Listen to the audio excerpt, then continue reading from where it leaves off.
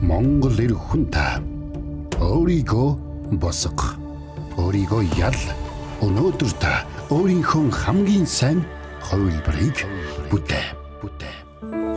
Монгол ирчүүдтэй зориулан танилцуулж буй урмын ялгаа нэвтрүүлэг.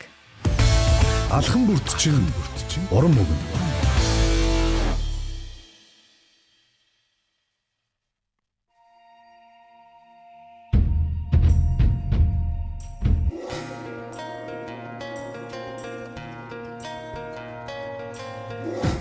Гэр бүлийн радио 104.5, 84.5 долгион дээр сувгаад харуулсан сонсож байгаа эрхэм сонсогч танд энэ өдрийн мэндийг хүргье. Гэр бүлийн радио 104.5-аас Монгол ирчүүдэд урамшуулж дэмжих зорилготой эр хүний үнэлэмжийг өсгөх тал дээр бодлого чиглэлээ явуулдаг урмын алхам нэвтрүүлгийн цоошинхын дугаарыг танд хүргэхэд бэлэн болжээ. За урмын алхам нэвтрүүлгийн өнөөдрийн дугаарыг гэр бүлийн радиогийн сэтгүүлч гэр бүл судлаач Амарсан намын би танд хөтлөн толилуулна. Тэгээд өнөөдрийн урмын алхам нэвтрүүлгийн дугаарыг та гэр бүлийн радио 104.5, 84.5 гэсэн радио сувгаар хүлээн авч сонсох боломжтой. Радиогоор сонсож байгаа сонсогчд болон лайв стримээр үзэж байгаа үзэгчд маань 9986 104.5 гэсэн мессежний дугаар болон шууд дугаар дээр холбогдсон орж ирээд урмын алхам нэвтрүүлгийн өнөөдрийн дугаарыг та надтай хамт бүтээгээрэй гэж урьж байна. Гэр бүлийн радио 104.5 албан ёсны Facebook пэйж хуудас болон гэр бүл судлаач Амарсан гэсэн Facebook пэйж хуудсан дээр болон урмын алхам нэвтрүүлгийн өнөөдрийн дугаар яг одоо лайваар хүрж байгаа гэдгийг дуулгахад таатай байна. Лайв стриминг үзэж байгаа үзэгчид та бүхэн, радиогоор сонсож байгаа сонсогч та бүхэн урмын алхам нэвтрүүлгийн өнөөдрийн чухал сэдвтэй хамт байж өнөөдрийн сэдвийг бас сайхан түрээд өгөөрэй. За нэг ялангуяа амар тайван эр хүн гэдэг сэдвээр өнөөдөр би 45 хүртэл ярина. За тэгэхээр өнөөдрийн энэ амар тайван эр хүн гэсэн сэдвтэй холбоотойгоор таны нөхөр, таны аав, таны хүү, таны ах, таны дүү ямар байдлаар амар тайвныг танд үзүүлж чаддаг вэ, мэдрүүлж чаддаг вэ? Энэ талтай холбоотой сэтгэгдлээ, комментоо та бас лайв стримийн доор үлдээж болохоос гадна мөн 9986 104.5 гэсэн мессежний дугаар дээр шууд утсан дээр шуудаар холбогдоод ярилцах боломж байгаа шүү гэдгийг дуулгахад таатай байна. Тэгээд урмын алхам нэвтрүүлэг нэг тактикийг барьдгийг үздэг үзэгчд маань сонсдог сонсогчд маань мэдэх бах. Ямар тактик вэ гэхээр зэмлэхгүй, буруутгахгүй, шүүмжлэхгүй. Ерөөсөө урамшуулын магтыг дэмжиж Монгол ирчүүд буруутгуулснараа биш магтуулж урамшуулснараа илүү урагшлнаа. Тийм учраас энэ тактикийг баримталж нэвтрүүлгээ явуулж байгаа шүү. Тэгээд өнөөдөр ирчүүдийг буруутгах хандлага, буруушаах байдал жилээс жилд өсөж байна. Тэгэхээр ингээм болио хэдүүлээ. Арай өөр арга барилаар эр хүний сэтгэлийн хоолуулсан магтаал урамшууллаар дамжуулаад Монгол ирчүүдийн үнэлэмжийг өсгөе гэдэг байдлыг бол урмын алхам нэвтрүүлэг гол тактика болгож байгаа. Тэгэхээр өнөөдрийн дугаарыг тайван эр хүн гэсэн, амар тайван эр хүн гэсэн сэдвийн хүрээнд хийнэ, бэлтгэнэ. Тэгэхээр та нэг 3 асуултанд хариулаарай. Ямар эр хүнийг ер нь амар тайван эр хүн гэж хэлэх вэ? Энэ асуултанд та лайв стримийн доор комментоор илэрхийлж болно. За мөн 1146 104.5 гэсэн эфирийн шууд утсан дээр яг одоо та шуудаар холбогдож орж ирээд ямар эр хүнийг амар тайван эр хүн гэх вэ гэсэн энэ сэдвтэй холбоотой коммент, санал сэтгэгдлээ бас харамгүй сайхан хуваалцаарай гэж хэлэх байна. За тэгээд урмын алхам нэвтрүүлэг меншн хийхийг бас уриалдаг. Амар тайван мэдрэмжийг өгч чаддаг аавуудаа, ирчүүдээ өөрийнхөө ойрын хүрээнд байдаг урамшуулахыг хүссэн тэдгэр хүмүүсээ меншн хийгээд ийм нөхцөл байдал чинь амар тайвныг надад дүүрэн өгч чаддгийм шүү гэсэн чин сэтгэлийнхаа сайхан үгийг, урмын үгийг тэр хүмүүсийг меншн хийж байгаа түгээгээрээ хүргээрэй гэж хүсэж байна. За миний хариулуулах эхний асуулт бол ямар эр хүнийг амар тайван эр хүн гэж хэлэх вэ гэсэн асуултыг асуусан. Энэ асуултанд хариулахыг хүсвэл та 9986 104.5 гэсэн эфирийн шууд утсан дээр шуудаар холбогдоод ороод ирээрэй. За нөгөө талаа та хэр амар тайван хүн бэ? Яг юун дээр амар тайван байж чаддгүй, юун дээр та тесэрдэг вэ гэдэг талын асуултанд хариулаарай. За нөгөөх нь амар тайван байхын тулд яах ёстой вэ гэсэн энэ 3 асуултанд та хариулаарай. Өөрийнхөө санаа бодлыг та харамгүй сайхан илэрхийлээрэй. За тэгээд ер нь бол стресстэй бухимдалтай тайван байж чаддаггүй ирчүүдээс гадна тайван байж чаддаг амьдралынхаа харилцааныхаа талбар бүр дээр эерэг нөлөөллийг бий болгож чаддаг чимээгүй тим эрчүүд зөндөө байгаа шүү дээ. Тэгэхээр эдгээр эрчүүд маань бас яг одоо эфирийн шууд утсан дээр холбогдож орж ирээд амар тайван байдаг тийм түүхүүдээс жишээнүүдээс Монголынхоо бүхий л эрчүүдэд харамгүй сайхан хэлж түгээж өнөөдрийн нэвтрүүлгийг хамтран бүтээхийг урьж байна. За тэгээд амар тайван эр хүн гэдэг бол өөрөө амьдралын харилцааны олон талбар дээр их чухал байдаг. Би өнөөдрийн нэвтрүүлгээр дамжуулаад бодит түүхтэр тулгуурлаад ярина. За дээрэс нь эрчүүдийг амар тайван байлгаж чадахгүй байх шалтгаан нөхцлүүдийг ярина. За тэгээд амар тайван байхын тулд яах хэрэгтэй вэ гэдэг хөшүүргүүдийг бас хөндөг. Тэгэхээр өнөөдрийн нэвтрүүлгийг та сонсох явцдаа миний хэлж байгаа, зөвлөж байгаа зүйлүүд болон өөрийнхөө бодож байгаа зүйлүүдийг нэвтрүүлэгтэй хамт байж лайв стримийн дор комментоор мессеж болон шууд утсан дээр шуудаар холбогдож орж ирээд ярилцах боломж байгаа шүү гэдгийг дуулгахад таатай байна. За бодит түүхийг яг одоо уншия. Ямар түүх бидэнд ирүүлсэн бэ гэхээр ийм түүх байна. Манай нөхөр их хөдөлмөрч хүн. Гэхдээ сүүлийн үед үргэлж ууртай болсон. Жижиг зүйл дээрч бухимдана, хүүхдүүд хүртэл ааваасаа эмээдэг болсон. Нэг өдөр охин маань надаас аав яагаад үргэлж ууртай байдгийг гэж асуусан. Тэр үед би манай гэрт мөнгө биш, амар тайван байдал дутагдж байгаа юм байна гэдгийг ойлгосон гэсэн нэгэн түүхээ өөрийнхөө амьдралын бодит кейсийг нэгэн бүсгүй маань бичиж ирүүлсэн. Тэгэхээр яг ийм байдал бол өнөөдөр эрчүүдийн дунд их байгаа шүү дээ. Ууртай, уцаартай, стресстэй байдал бол эр хүний дотор байгаа. Тэгэхээр эр хүн яагаад стресстэй байдалд автдгийг, яагаад ууралдгийг гэдэг хөшүүргүүд өөрөө их чухал л да. Энийг бусад хүмүүс ойлгоно гэдэг өөрөө их чухал. Чимээгүй хэрнээ маш хүчтэй чанар бол амар тайван байдал юм. Амар тайван эр хүн гэж одоо хурдан ууралдаг, хурдан бухимддаг, дотроо ядарсан байдаг энэ нөхцөл байдал бол өөрөө жинхэнэ хүчтэй эр хүний шинж бишээ. Жинхэнэ хүчтэй эр хүн эр хүн гэж одоо чанга орилдог хүнийг хэлэхгүй. Хамгийн хүнд хэцүү үед ч гэсэн тайван байж чаддаг хүнийг хэлдэг. Зарим эрчүүд стресстгээр одоо ууралдаг, дуугүй болж дотроо хадгалдаг, эсвэл арх энэ бүхнээр тайлдаг, эсвэл асуудлаас зүхтэж тайвширдаг. Тэгвэл би танд хэл. Дотооддоо амар тайван биш хүн гэр бүлдээ тайван орчныг үүсгэж чаддаггүй, өгч чаддаггүй. Аливаа шийдвэрийг зөв гаргаж чаддаггүй. Өөрийгөө чадраадаг, хажууд байгаа хүмүүсээ ч гэсэн ядраадаг. Амар тайван байдал гэдэг асуудалгүй байхыг хэлдэггүй. Асуудал донд өөрийгөө алдахгүй байхыг хэлдэг. Амар тайван эр хүн гэдэг өөрийгөө одоо өөртөө үүсэж байгаа асуудлыг үгүйсгдэг хүнийг хэлдэг. Харин асуудлаа удирдах чаддаг хүнийг хэлдэг юм шүү. Эр хүн уралсан ч бодож хариулдаг байх ёстой. Айсан ч сандралд автахгүйгээр тухайн нөхцөл байдлыг туулдаг байх хэрэгтэй. Дарамт шахалттай үед ч гэсэн гэр бүлдээ түшиг тулгуур болохыг боддог байх хэрэгтэй. Дотоод тайван байдал бол эр хүний хамгийн том ноён нуруу. Нэг үннийг хэлэхэд ууртай эр хүнээс хүмүүс айдаг штэ, зайгаа барьдаг. Нэг ялангуяа гэр дотор аав уурлахад эхнэрүүд төгшөөртэй байдалд өртдөг, хүүхдүүд айд сандардаг. Амар тайван эр хүнээс эерэг мэдрэмжийг авч идэг. Амар тайван эр хүнд хүмүүс итгэдэг. Тэгэхээр жинхэнэ эр хүн сэтгэл хөдлөлтөд захирагддаггүй маа. Орилж ялдаггүй маа. Харин тайван байж асуудлыг нухацтайгаар шийдэж чаддаг. Заримдаа хамгийн хүчтэй үйлдэл бол магадгүй чимээгүй суугаад бодох байдаг. Амар тайван байдал бол гэр бүлд аюулгүй мэдрэмжийг өгдөг хамгийн чухал хүчин зүйл. Нэг ялангуяа хүүхдэд итгэлийг өгдөг, гэр бүлийн харилцаанд нөлөөлж болох олон талд сөрөг байдлын галыг намжаадаг. Чимээгүй байснараа, тайван байснараа. Тэгэхээр чимээгүй байдлыг, тайван байдлыг өөртөө суулгаж энэ бүхнийг дадал хөвшил болгоно гэдэг бол өнөөдрийн Монгол эрчүүдийн хувьд их чухал байна. Тэгэхээр ийм чухал санааг, ийм чухал зүйлийг Монгол эрчүүдийнхээ дотор суулгахыг хүсэж байна.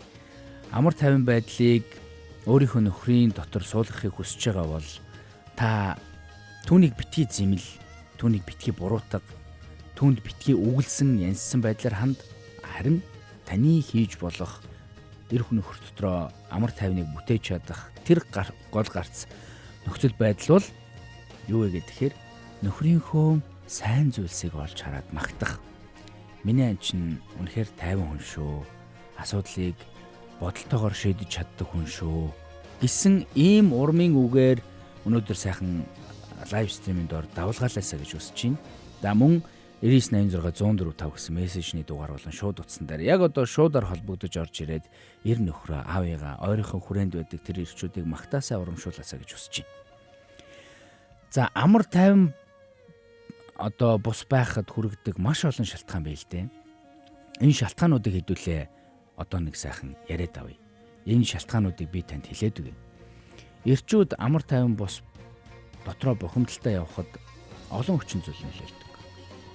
Ялангуяа эр хүн би болох ёстой, би даах ёстой гэж дотроо их зүйлийг үүрдэг учраас тэр нь хуримтлагдаж амар тайван байдлыг нэвддэг. Эрчүүд амар тайван бус байхад, стресстэй байхад, бухимдалтай байхад хүргэдэг гол шалтгаануудын нэг нь санхүүгийн дарамт байдаг. Эрчүүдийн хамгийн том дотоод стрессийн нэг бол энэ орлого хүрэхгүй байх, үр зээлийн асуудал, гэр бүлээ би хангаж чадахгүй юм шиг байна гэсэн энэ мэдрэмж, би хангалтгүй байна гэсэн өөрийгөө голсон байдал. Энэ бүхэн бол одоо олон эрчүүдийн дотроо хадгалдаг, ярьдаггүй, үнээс болж тайван бус байдаг гол шалтгаануудын нэг нь бол энэ яахарахгүй мөн. За хоёр дахь чухал тайван бус байдлыг бий болгодог шалтгаан бол дотроо ганцаардах мэдрэмж. Эрчүүдийн хувьд сул талаа тэр болгоныг бусдад яриад байдаггүй. Би хийсэн, бүтээсэн, чадсан гэдэг энэ мэдрэмжүүдээ л илүү хуваалцдаг. Тэр тусмаа бусад хүмүүсээс тусламж хүсхийг боддоггүй. Эр хүнд эсэх ёстой гэж боддог. Ингээд дотроо ганцаарддаг. Үнээсээ болоо шатдаг. Дотроо ганцаардах мэдрэмж бол энэ амар тайван бус байдлыг үүсгэдэг хоёр дахь гол шалтгаан. За гурав дахь гол шалтгаан бол харилцааны үйл ойлголцол. Эхнэртэйгээ муудалцах байдал, хүндлэгдээгүй мэдрэмжийг авах, муухай мэдрэмж, яриа холбоо багасгах, гэртээ хүртэл одоо тайван биш болох зэрэг энэ одоо харилцааны үйл ойлголцлууд, гэр бүл доторх энэ докторгүй байдал бол эр хүнийг хамгийн их ядраадаг. За дөрөв дэх хамгийн гол хүчин зүйл нь юу вэ гэхээр уур бухимдлаа зөв гаргаж чаддаггүй байдал. Зөв гаргаж чаддаг. Уур бухимдал гэдэг бол сэтгэл зүйд илэрхийлж болдог, илэрхийлэгдэх ёстой сэтгэл зүйн сөрөг мэдрэмжийн нэг нь яхаарахгүй мөн. Гэхдээ уур бухимдлаа зөв гаргана гэдэг нь юуг хэлдэг вэ гэхээр энийг дотроо хадгалахыг хэлдэггүй. Эрчүүдийн хувьд яадаг вэ гэхээр хадгалж хүчтэй дэлбэрдэг.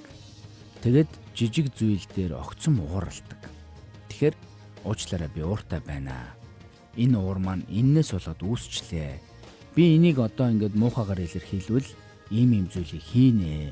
Тэгэхээр надад тайвшрах боломжийг өгөөч. Би тайван үедээ энэ талаар ярилцмаар байна. Надад жоохон тайвшрах хугацааг өгөөч гэж уур бухимдлаа илэрхийлж явах нь өөрөө чухал. Дотроо хадгалж байгаа л гинт дэлбэрснээс уучлаарай хань ууртай байна гэд хэлээд юунаас болоод уурлаад байгаагаа тайлбарлаад тэгээд үүнийг нь бас эмэгтэйчүүдийн хувьд зөөр хүлээж авдаг байх нь өөрөө чухал. Ууртай байна гэдгээ илэрхийлээд байхад нь чи уурлаад яадгийн гэдэг байдлаар дэвчээрийг нь бүр их шавхдаг, алдруулдаг тийм тохиолдлууд бүсгүйчүүдээс харилцаанд их илэрдэг шүү. Тэгэхээр болж өгвөл ууртай байна гэж ууралсан байна гэдэг энэ мэдрэмжийг нөхөр чинь үзүүлж ивэл за миний хөгшин сайхан тайвширчих, миний айн сайхан тайвширчих. Уурын дөрвөлзүүлээд хатгахаас илүүгээр тайвшруулах нөхцөл байдлыг эр хүнд эмэгтэйчүүд мань олгож сураарай. Энэ бол өөр их чухал шүү. За дараагийн нэг чухал хүчин зүйл. эрчүүдийн тайван бус байдлыг бий болгодог нэг чухал хүчин зүйл бол өөрийнхөө байж чадахгүй байх дарамтыг уламжлалт байдалд маш их өгдөг эрчүүдэд. Эрхэн уйлж болдоггүй, эрхэн сул дорой байж чаддаггүй, болдоггүй. Эрхэн бүхнийг даах ёстой гэсэн энэ ойлголтууд чинь заримдаа эрчүүдийг дотроос нь дардаг. Би уйлж болохгүй. Би одоо сул дорой байж болохгүй. Би ийм юм дээр шантарч болохгүй, зөвхөрж болохгүй гэдэг эр хүн хатуу байх ёстой, ширүүн байх ёстой, эр хүн ийм байх ёстой, тийм байх ёстой гэсэн энэ тогтсон уламжлалт хандлагууд бол өөрөө эрчүүдийг өөрийнхөө байж чадахгүй хүрэгдэг, дотроо одоо шатахад, шантархад энэ дарамтыг үүсгэхэд хүрэгдэг томоохон хүчин зүйлүүдийн нэг нь яхахгүй мөн шүү. Тэгэхээр болж өгвөл энэ уламжлалт хандлагуудыг хитүүлээ бас эвдмээр байна. Миний ойлмаар байвал ойлаа. Миний нээжигээ санаж гин үү? Миний аавыгаа санаж гин үү? Миний хэцүү байна уу? Энэ бүхнийг надад илэрхийлээрэй. Хань сонсоход бэлэн шүү.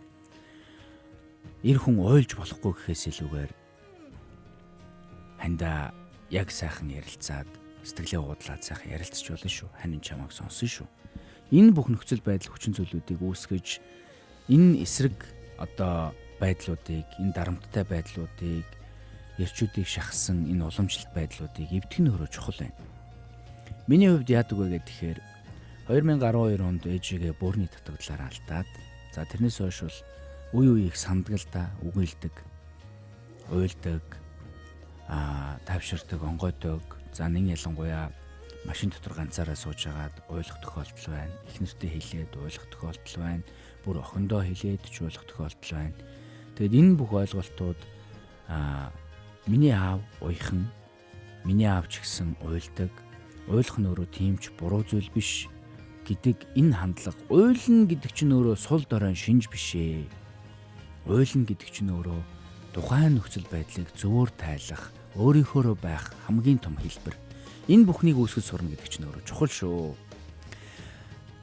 За, лайв стримийн доор бичсэн комментууд за гэж болдоотор анхмаа бичсэн байна. Очир бат мөх цэцэг өдрийн мэндэ гэж ütсэн байна. За тэгэхээр лайв стримийг үзэж байгаа үзэгчид маань Урмын алхаа нэвтрүүлгийн өнөөдрийн дугаарыг хамт бүтээх боломжтой шүү. Радиогоор 9986 104 5 гэсэн мессежний дугаар шууд утсан дээр шуудаар холбогдож орж ирээд амар тайван эр хүн гэсэн сэдвийн хүрээнд амар тайван байж чаддаг тэр эрчүүдийг магтсан, урамшуулсан тэр үгсийг мессежээр комментоор за шууд утсан дээр холбогдож орж ирээд ярилцах боломж байгаа гэдгийг хэлье. Урмын алхаа нэвтрүүлгийг дан ганц би яриад дуусгахаас илүү та хамтран бүтээгээрэй. Мишн хийж давалгаалаарай гэж таныг уриалж байна. За би эрчүүдийг амар тайван бос байхад хүргэдэг 4 шалтгааныг хэллээ. За одоо 5 дахь шалтгааныг нь дурдж өгье. За 5 дахь шалтгааныг түрүү хэлсэн байна. Өөрийнхөө байж чадахгүй байх дарамтууд гэдгийг хэлсэн. За 6 дахь шалтгаан. Амралтгүй хит их ачаалттай амьдрал. Энэ бол эр хүнийг амар тайван байхад амар тайван байдлыг алдагдуулдаг бас нэг чухал хүчин зүйлүүд. Өнөөдөр зарим эрчүүд бол үнэхээр нөгөө гэр бүлийнхаа санхүүг үүрхийн тулд байнгын ажил хийдэг, өөртөө амрах цаг нар олгодоггүй, дутуу нойртой явдаг, өөртөө цаг гаргадаггүй. Тэгэхээр иймэрхүү байдалтай ядарсан хүн бол хамгийн амархан тэр амар тайван байдлаа алддаг юм аа. Тэгэхээр эрчүүд нэ ямар ч нөхцөлд өөртөө жоохон ч гэсэн цаг гаргаж байгаарэ. Гэрлүүгөө яараал, сандраал орхоос илүүгээр би нэг зүйлийг чухалчилдаг байхгүй. Зарим үед би машинда 5 минут ингэж чимээгүй суудаг. Өнөөдөр юу болоод өнгөрчөө? Би ямар бай? Өөртөө дүгнэлт хийдэг, ажилдаа дүгнэлт хийдэг. Би их нэртэй ямар мэдрэмжийг өглөө гэдгээ боддог. Хүүхдүүдтэйгээ яаж харилцлаа гэдгээ боддог. Магадгүй ууралсан бухимдсан аливаа зүйлийг машин дотроо сууж агаад тэр дотроо би хаяад тэгээд гэр бүлтэйгээ үр хүүхдүүдтэйгээ тоглохыг боддог. Гэртээ ороод сайхан хоол хий гэж боддог. Их нэртэй туслая гэж боддог. Тэр гаднаас авсан сөрөг мэдрэмжүүдээ гэртээ чирээд орохгүйг би боддог. Тэгэхээр үнэхээр одоо сонирхдаг спортоо хөөгөөл, сонирхдаг хоббигоо хөөгөөл явж чадахгүй ч гэсэн ядаж өөртөө машин дотроо сууж байгаа 5 минутыг болохоор дуртай дуугаа сонсоод дагаж дуулаад өөрийнхөө дотор байгаа тэр нөхцөл байдлыг гаргаж хит их ачаалттай байдлаас өөрийгөө гаргаж байгаарай. Энэ бол өөрөө нөгөө амар тайван байдлыг та алдах биш, өөртөө тогтоох хамгийн чухал аргуудын нэг юм шүү гэдгийг дуулгая. За энэ 7 дахь хүчин зүйл бол эр хүний нөгөө дотроо менеж хийх ёстой, удирдах ёстой, зохицуулах ёстой чухал зүйлүүдийн нэг шүү. За амар тайван байдлыг алдагдуулдаг дараагийн нэг чухал хүчин зүйл нь юу байдаг вэ гэхээр архиталт буруу тайвшрал байдаг. Архиталт буруу тайвшрал. Өнөөдөр амар тайван байхын тулд, стрессээ тайлахын тулд эрчүүдийн хувьд зарим тохиолдолд зарим эрчүүдийн хувьд ярьж байгаа шүү. Дандаа ингэдэг эрчүүд байна гэж байхгүй. Зарим тохиолдолд зарим эрчүүд яадаг вэ гэхээр архиталт буруу тайвшралыг өөртөө бий болгодог. Стрессээ тайлахын тулд архи бий болдог. За зарим нь бүр нөгөө тоглоом нөхцөл байдлуудыг эрэлхийлдэг, зүгтдэг, дуугүй байдлаар аливаа зүйлийг булдаг. Тэгэхээр би танд хэлье. Асуудал ингэснээр шийдэгддэггүй, улам нэмэгддэг. Тэгэхээр болж өгвөл буруу аргаар биш, зөв аргаар тайлах гэдэг үзье. Асуудалтайгаа нүүр тулах гэдэг үз. Ямар хэцүү байгаагаа илэрхийл, яагаад хэцүү байсныг нь сонс. Буруу аргаар биш, зөв аргаар энэ бүхнийг тайлж сураа. Энэ бүхэн чинь таны дотор амар тайван байдлыг чинь алдагдуулахгүйгээр эсэргээрээ сөрөг байдлуудыг дарсан, сөрөг байдлуудыг шийдсэн ийм мэдрэмжүүдийг үлдээнэ. За дараагийн 9 дахь нэг чухал, 8 дахь нэг чухал зүйл бол зориггүй болох. Хүнийг мохоох амархан гэдэг үг байдаг. Яаж мохоох вэ гэхээр тэр хүнийг зүгээр л зориггүй болгочих. Хүсэл эрмэлзэлгүй болгочих. Хүсэл эрмэлзэлгүй одоо зориггүй болсон хүн гэдэг өөрийгөө бөхөөчдгөө гэдэг үг байдаг. Тэгэхээр хүсэл мөрөөдлөө хизээж битгийгээ орхих. Энэ бол өөрөө чухал шүү. Эр хүн зоригтой, хүсэл тэмүүлэлтэй, би бусдад хэрэгтэй хүн, би гэр бүлдээ, үр хүүхэдтэй, ажил дээрээ, эх нэртэй, аав ээжтэй, найзуудтай хэрэгтэй хүн гэдэг энэ мэдрэмжийг авсан үед зоригтой байдаг. Аливаа зүйлийг өнгөтэй өдөртөө гэгээлгээр харахыг хүсдэг. Тэгэхээр энэ мэдрэмжийг өгөхийн тулд та өөртөө зорилгыг бий болгоорой. Зориггүй хүн дотооддоо хоосордог. Хийж байгаа зүйлээс утга учирыг олж харддаггүй, үн цэнийг олж харж чаддаггүй. Улмаар нөгөө нэг зориггүй байдал чинь бүр ингээд тойрог болоод тогтчдөг. Өдөр тутмын чинь амьдрал тойрог болоод тогтчдөг. Тэгэхээр ийм дотоод хоосорлыг бий болов. Дотооддоо хоосорсон хүн гэдэг бол тэгэл зориггүй болоод үнээсээ улмалал нөгөө нэг стресс бухимдал дотор ч үүсэл амар тайван байдал чинь нураад унцдаг. Тэгэхээр зоригтой бай. За 9 дахь нэг чухал зүйл бол харьцуулалт болон нийгмийн дарамт. Сошиал орчинд бусдын амжилтыг харж гин, мөнгөтэй байдлыг харж гин, бусад хүмүүс сошиал орчинд ингээд төгс юм шиг амьдралыг одоо үзүүлж шít. Энэ бүхнийг хараад өөрийгөө голдог. Би хоцорж байна гэсэн мэдрэмжийг авдаг тайван бус байдлыг ингээд бий болгоод байна. Бусад хүмүүсийн сошиал орчинд оруулж байгаа зураг бол тэр хүний тухайн үеийн маш олон сэтгэл хөдлөл, нүүрний хувирлын зүгээр л нэг кадр нь шүү дээ. Нэг кадр, нэг үзэгдэл. Тэр кадр үзэгдлүүд дундаас хамгийн сайхныг сонгоод өөрийнхөө амьдралыг тэнцээ Facebook дээр, Instagram дээр постлж байгаа, оруулж байгаа. Энэ бүх нөхцөл байдлыг нь хараад тэр хүн магадгүй гонигтай байсан, тэр хүн стресстэй байсан, ууртай байсан, тэр хүн бүгдээрээ ингэ сайхан байгаагүй. Төгс юм шиг амьдрал тэр хүнд байгаагүй.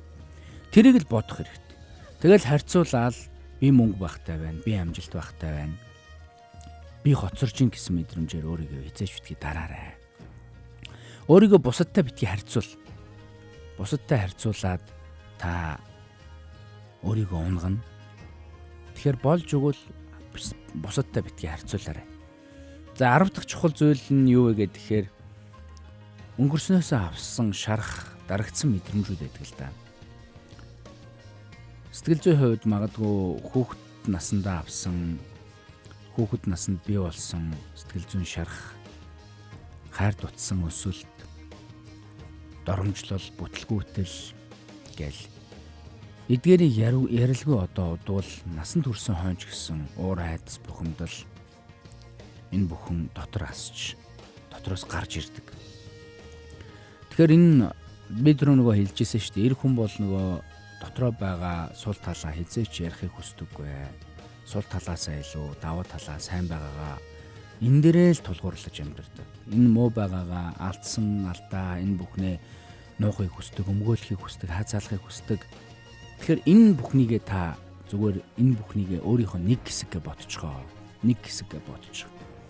Энэ нэг хэсгээ та нуугаал яваад байх биш. Их нэртэй дотныхоо хүмүүст үүнийгээ илэрхийл. Энэ нөхцөл байдал чинь өөрөө эргээд дотор хадгалаад бухшиж яваад тэр нь илэрснээс илүүгээр илэрхийлээ тайвшраад уужраад үүний дараа амар тайван мэдрэмжтэй өнгөрсөн шарах чинь аль хэдийн илэрхийлсэн, яригдсан, сөхөгдсөн юм байна гэдэг бол өөрөө их чухал шүү. За дараагийн нэг чухал зүйл бол энэ нөхцөл байдлуудыг одоо би эрчүүдийн амар тайван бус байлгадаг 10 гол шалтгааныг хэллээ шүү дээ. Санхүүгийн дарамт, дотроо ганцаардах мэдрэмж, өр бухимдлаа 100 гаргаж чаддаггүй байдал, харилцааны үйл ойлголцол, өөрийнхөө байж чадахгүй байх дарамт, амралтгүй хит их ачаалттай амьдрал, аригталт буруу тайвшрал, зориггүй болох, өнгөрсөн шарах одоо дарагдсан ийм сэтгэл зүйн сөрөг байдал, за харьцуулалт ба нийгмийн дарамт гэх нэг 10 юм ярьлаа. Эдгээр зүйл бол эрчүүдийг нийгмийн зүгээс одоо амар тайван бос байлгаад байна. Энийг бол одоо маш сайн ойлгох хэрэгтэй. Энэ бол өөрөө эр хүн таны дотооддоо бүтээх ёстой хамгийн чухал зүйлүүдийн нэг юм шүү. Эдгээрийг та заавал өөрийнхөө дотор биежүүлээрэ, бий болгоорой. Энэ бол өөрөө чухал шүү гэдгийг хэллээ. Тайван бус эр хүн ихэнхдээ муу хүн гэсэн ийм ойлголтыг хүмүүс аваад байна л да. Энэ ууртай эцэрт ууртай байгаад стресстэй байгаа тайван бус байгаа тэр муу хүн болчихно гэсэн ойлголт ерөөсөй байхгүй шүү. Зүгээр л дотроо ядарсан хүн байдаг. Ядарсан хүн байдаг. Шантарсан хүн байдаг. Эр хүн дисэл яваад идэг. Дисч нэг удаа дэлбэрдэг. Тэр нь бүр хүн дээр илрээд улмаар харилцаанд ингээд тайван бус эр хүн бол муу хүн гэдэг энэ ойлголтыг өгөхгүй байна. Тэгэхээр дотроо ядарсан хүн байдаг юм шүү гэдгийг ойлгох нь өөрөө чухал байна. Зарим эрчүүдийн шарах үнэндээ нүдэнд харагддаггүй. Энэ шархтсан байдал, шархтсан мэдрэмжээ илэрхийлдэг ч үү. Тэгэхээр энэ шархтсан мэдрэмжийн шархтсан байдлыг нь ойлгоно гэдэг өөрөө чухал шүү. Дотроо шатаж яваа хүн гаднаа амар тайван байж чаддаггүй. Тэгэхээр энэ шархыг нь эдгэхийн тулд эр нөхрийнхөө өөрийнхөө хүрээнд байгаа аавынхаа, ахыхаа тэдгээр хүмүүсийн тэр дотоод шархыг сайн сонсдог байгаарай, ойлгодог байгаарай. Тэрийн хэлсэн ярьсан зүйлийг хизээч одоо өөрийнх нь эсрэг хизээч битгий ашигладаг байгаарай. Энэ бүхэн бол чухал шүү. Эрчүүддээ хандаж хэлэхэд тусламж хүсэх нь сул дорой шинж биш ээ. Харин ч ухаалаг хүний шинж юм шүү. Энийг та бодоорой. Ухаалаг хүний шинж.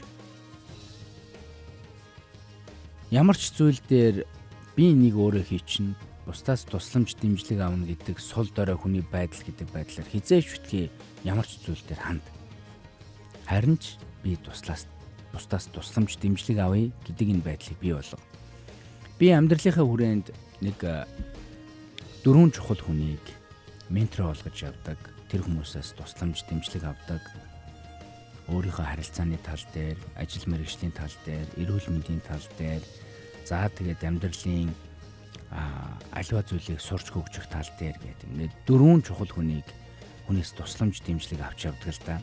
Тэгээд эдгээр хүмүүсээс би суралцдаг. Эдгээр хүмүүст би муу байгаагаа хэлдэг, илэрхийлдэг. Эдгээр хүмүүс миний тэр байдлыг хизээч миний эсрэг ашигладаггүй, намайг ойлгодог, надад туслахыг боддог тийм 4 чухал хүн байдаг. Тэгэхээр эдгээр хүмүүсээс тусламж дэмжлэг аавна гэдэг бол надад бол үнэхээр ингээл бүр толох баг нь олдог байхгүй юу? Толох баг нь түших, тулгуур болдог. Тэгэхээр энэ нөхцөл байдлыг би өөрийнхөө амьдралд чухалчилж явдаг. Тэгэхээр эр хүн тааж гисэн өөрийнхөө амьдралд яг ийм чухал хүмүүсийг хүрээлүүлээ тэр хүмүүсээсээ тусламж дэмжлэг авдаг байгаарай. Энэ өөрөө чухал шүү. Өөрийгөө сайхан авч яваа. Одоо алдаа дутагдaltaгүй юм шиг эр хүнд хүртэл дотроо ганцаардах, стресстэй байх үе, тийм үе байдаг. Тэгэхээр одоо нэг тийм голоор зүүрэлдэг штеп. Амгалан тайван ингээд цэлэлдэж байгаа тийм гол хамгийн их аюултай доошоо ингээ гүн байдгаа гэж. Яг ингээд нэг тийм стрессгүй юм шиг бухимдалгүй юм шиг харагддаг эр хүнд хүртэл дотор нь ингээд бүр гүндэн шигдсэн стресс бухимдал тайван биш, ганцаардсан, ярмаар байгаа, хуулцмаар байгаа тийм мэдрэмж байт юм шүү. Энийг ойлгоорой. Амар тайван эр хүн орилж явдаггүй. Тайван байж асуудлыг шийддэг гэдгийг санаарай. Жинхэнэ эр хүний хүч булчинд биш. Өөрийнхөө сэтгэлийг, уурыг удирдах чадварт байдаг гэдгийг бодоорой. Энэ бүхэн бол их чухал шүү. Уур хилэн гэдэг бол өөрөө нэг мөчийнх. Нэг мөчл бүр дэрэлцээл асаал тэгэл нөгөө хүний сэтгэлд шарахыг үлдээдэг. Нөгөө хүний голд тэгэлсэн муухай үгийг үлдээдэг. Харин энэ үлдсэн үг бол насан туршийн сэтгэлд шарах болон тогтдог. Үг бол ингээд үлдчихдэг аахгүй. Тэгэхээр энэ үлдсэн муухай үгсийг бий болгохгүй тулд аль болох уур хилэнгээ удирдах, өөрийнхөө хүчийг удирдах энэ бүхэн өөрөө чухал шүү. Нэг ялангуяа эрчүүдийн хувьд одоо гэр бүлийн хүчирхийлэлээр эрчүүд их цоллогддог, яригддаг.